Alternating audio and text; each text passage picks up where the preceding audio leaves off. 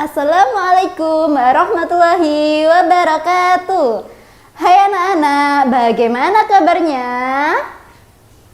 Alhamdulillah, luar biasa. Bersemangat, Allahu Akbar. Yes, yes, and yes. Nah, Alhamdulillah, kali ini anak-anak akan belajar bersama Ustazah Wulan. Nah, anak-anak tahu nggak pembelajaran apa hari ini? Nah, hari ini kita akan belajar IPA.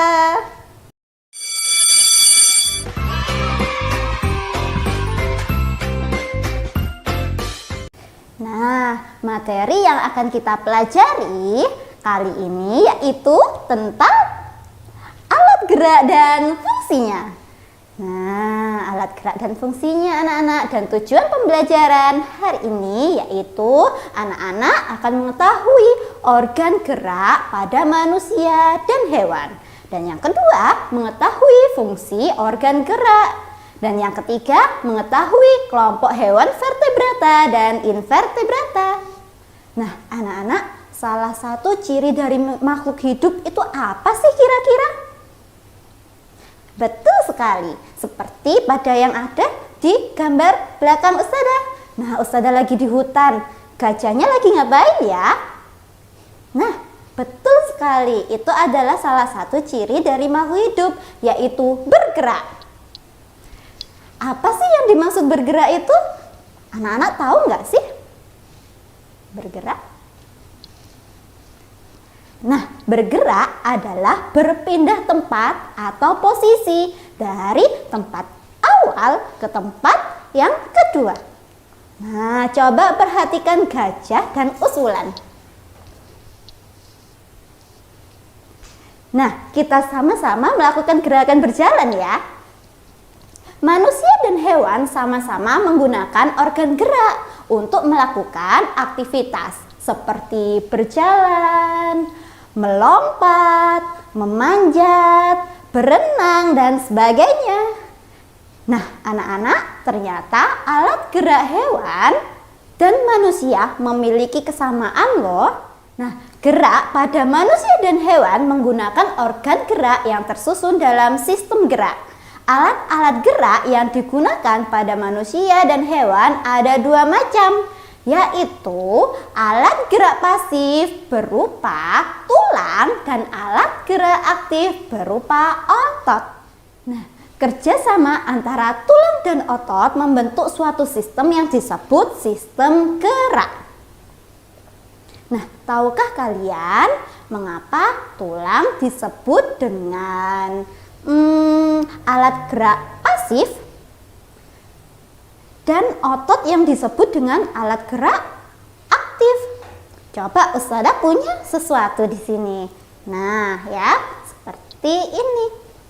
Ini adalah gambar tengkorak atau organ tulang-tulang manusia. Nah, kenapa tangan ini bisa bergerak? Nah, ini adalah tersusun dari tulang-tulang ya, tentunya. Nah, rahasianya kenapa tulang bisa bergerak? Karena ada otot. Nah, ya, ada ototnya di sini. Nah, ototlah yang aktif menggerakkan tulang-tulang kita. Nah, contohnya kalian bisa mencoba. Nah, ketika tangan kalian digerakkan, ya, organ yang aktif adalah otot. Nah, otot inilah yang menggerakkan tangan kita. Nah, contohnya seperti ini. Nah, ya. Nah, organ gerak pada manusia yaitu apa anak-anak? Hayo, ada yang tahu? Ya, organ gerak pada manusia yaitu kaki. Nah, kaki ini yang bergerak ya, bergerak yang dapat berpindah posisi. Saat kita berjalan, kita akan berpindah posisi. Nah, itu adalah sistem gerak kita. Nah, otot memiliki suatu senyawa kimia yang membuatnya dapat bergerak anak-anak. Nah, ya, ini dia otot yang ada di sistem tulang kita. Nah, menurut kalian, bagaimana sih cara gerak hewan-hewan yang ada di belakangnya Ustazah Wulan? Tepat sekali, hewan-hewan itu memiliki alat gerak dan cara gerak yang berbeda-beda. Sekarang, ayo kita pelajari alat gerak dan cara gerak hewan vertebrata dan invertebrata. Sudah tahukah kalian apa sih yang dimaksud hewan vertebrata dan hewan invertebrata? Nah, ini dia. Hewan vertebrata seperti kelinci. Coba kita amati gambar kelinci.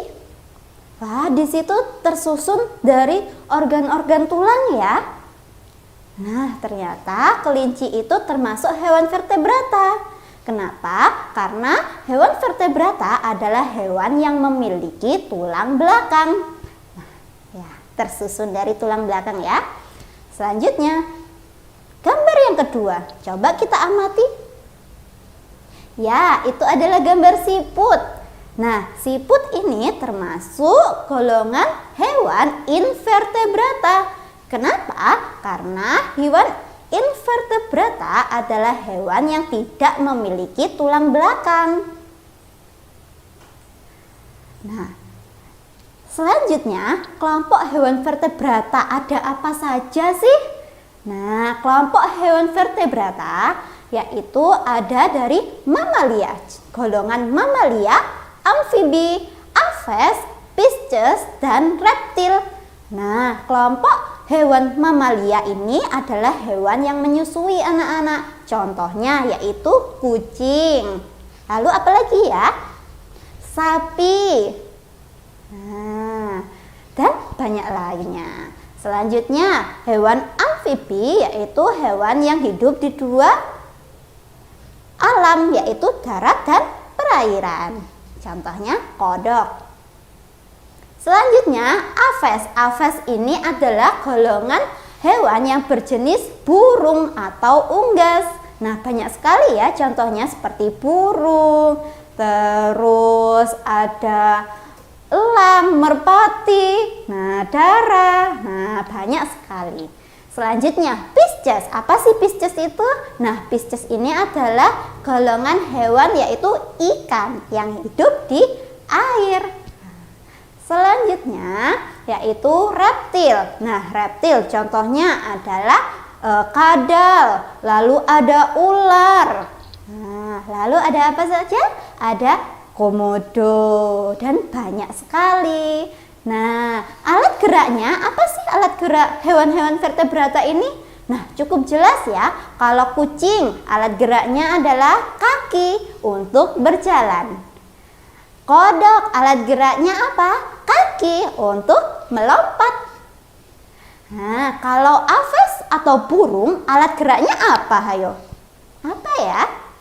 Ya, yaitu sayapnya untuk terbang tentunya. Nah, selanjutnya yaitu pisces. Alat geraknya apa ya anak-anak? Ya, sirip. Nah, sirip atau dan ekornya untuk berenang. Dan selanjutnya yaitu reptil. Nah, alat geraknya apa? Yaitu kaki untuk berjalan. Nah, itu tadi kelompok hewan vertebrata. Selanjutnya yaitu kelompok hewan invertebrata. Nah, kelompok hewan invertebrata yaitu ada hewan berpori, ada hewan lunak yang disebut dengan moluska. Nah, ketiga yaitu ada vermes atau cacing. Yang keempat adalah hewan berongga. Yang kelima ada hewan berkulit duri. Dan yang keenam adalah hewan berkaki buku-buku. Nah, kita bahas satu persatu ya. Nomor 1, sebagian besar hewan berpori hidup di laut. Hanya sebagian hidup di air tawar. Nah, tubuhnya berpori seperti vas bunga, seperti gambar yang ada di sini. Nah, pipih bercabang dan melekat di dasar air. Nah, hewan ini salah satu hewan yang menyusun terumbu karang. Hewan ini dapat berpindah tempat dengan cara menggeserkan tubuhnya. Yang kedua, contoh hewan lunak, contohnya seperti ini ya, gambar ini yaitu siput. Nah, siput menggunakan kaki dan perutnya untuk bergerak. Contoh lainnya yaitu cumi-cumi. Nah, cumi-cumi sendiri itu alat geraknya menggunakan kaki atau tentakelnya dan kepalanya. Nah, selanjutnya yang ketiga yaitu cacing atau vermes. Nah, vermes ini bergerak melakukan kontraksi pada otot-otot yang ada pada tubuh mereka, anak-anak. Nah, itu tadi ya. Yang keempat, sekarang hewan berongga. Apa sih hewan berongga itu? Nah, hewan berongga itu contohnya seperti ubur-ubur, anak-anak. Ubur-ubur memiliki rongga pada tubuhnya yang berfungsi sebagai alat pencernaan. Nah, ya sekarang yang kelima, yaitu hewan berkulit duri. Contohnya seperti bintang laut ataupun tripang. Nah, organ tubuh bintang laut dan tripang ini berupa organ tubuh yang dapat memanjang dan bergerak fleksibel. Nah, itu dia. Nah, selanjutnya yang keenam yaitu hewan berkaki buku-buku. Nah, contohnya di sini ada lebah, ada kupu-kupu, ada nyamuk, ada kecoa dan serangga lainnya tentunya. Organ geraknya jelas, yaitu menggunakan kaki. Dan ada pula yang menggunakan sayapnya seperti kupu-kupu dan lebah. Nah, anak-anak, semua hewan invertebrata pasti tidak memiliki tulang belakang ya. Namun, beberapa di antara mereka kemungkinan bisa memiliki kerangka atau struktur pendukung. Nah, coba kita lihat spesies serangga di sini. Nah, mereka memiliki eksoskeleton yang bisa mereka hilangkan. Kerangka luar tersebut bermanfaat untuk melindungi dan menyokong tubuhnya. Nah, contohnya seperti kecoa dan gurita dan lebah tentunya. Nah, faktanya hewan invertebrata atau disebut juga avertebrata memiliki ruang gerak yang sempit. Mereka sulit menjelajah dan menyesuaikan diri. Tidak seperti hewan vertebrata, anak-anak. Nah, misalnya ubur-ubur yang habitatnya terbatas di laut, tidak bisa beradaptasi di darat. Begitu pula dengan cacing di bawah tanah atau lebah yang berterbangan. Nah, anak-anak, itu tadi penjelasan Ustadzah ya. Anak-anak sudah belajar tentang organ gerak hewan dan manusia,